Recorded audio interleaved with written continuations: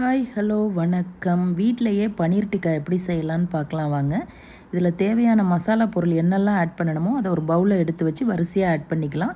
கொஞ்சமாக மஞ்சள் தூள், 1/4 ஸ்பூன் சோம்புத்தூள், 1/4 ஸ்பூன் ஜீரகத்தூள், 1/4 ஸ்பூன் பெப்பர் தூள்,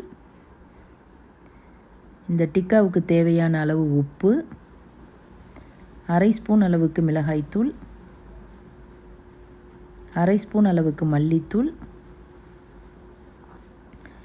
கொஞ்சமாக கரம் மசாலா,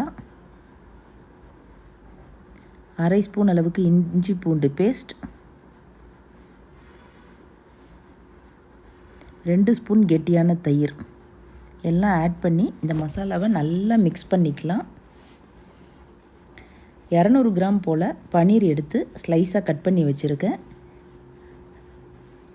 அந்த பன்னீர் பீசஸை எடுத்து இந்த மசாலாக்குள்ளே ஆட் பண்ணி மசாலா பன்னீரோட எல்லா பக்கத்துலேயும் நல்லா கோட் ஆகுறாப்பில் நல்லா கலந்து விட்டு மேரினேட் பண்ணி ஃப்ரிட்ஜில் ஒரு 2-3 ஹவர்ஸ் ஊற வச்சிடலாம்.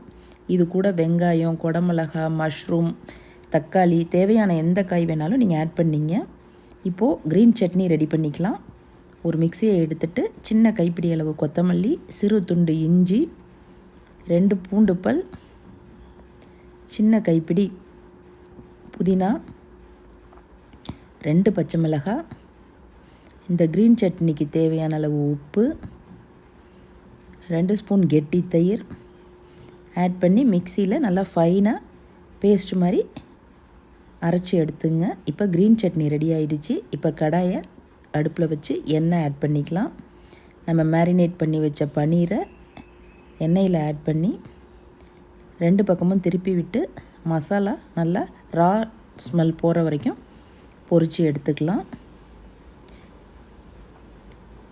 பன்னீரில் ப்ரோட்டீன் ஜாஸ்தி இருக்குது. ஒரு ஈவினிங் ஸ்நாக்ஸாக எடுத்துக்கலாம். ரொம்பவே நல்லாயிருக்கும். இந்த மெத்தடில் ஒரு வாட்டி செஞ்சு பாருங்கள். பிள்ளைங்க விரும்பி சாப்பிடுவாங்க. இப்போது பன்னீர் டிக்கா சூப்பராக ரெடி ஆகிடுச்சு. இதை க்ரீன் சட்னி கூட வச்சு சர்வ் பண்ணலாம். ரொம்பவே டேஸ்ட்டாக இருக்குங்க. ஒரு வாட்டி ட்ரை பண்ணி பாருங்கள். என்னோடய வீடியோ உங்களுக்கு பிடிச்சிருக்குன்னு நினைக்கிறேன். பிடிச்சிருந்தா சப்ஸ்கிரைப் பண்ணுங்கள், ஷேர் பண்ணுங்கள், லைக் பண்ணுங்கள், கமெண்ட் பண்ணுங்கள். தேங்க்யூ.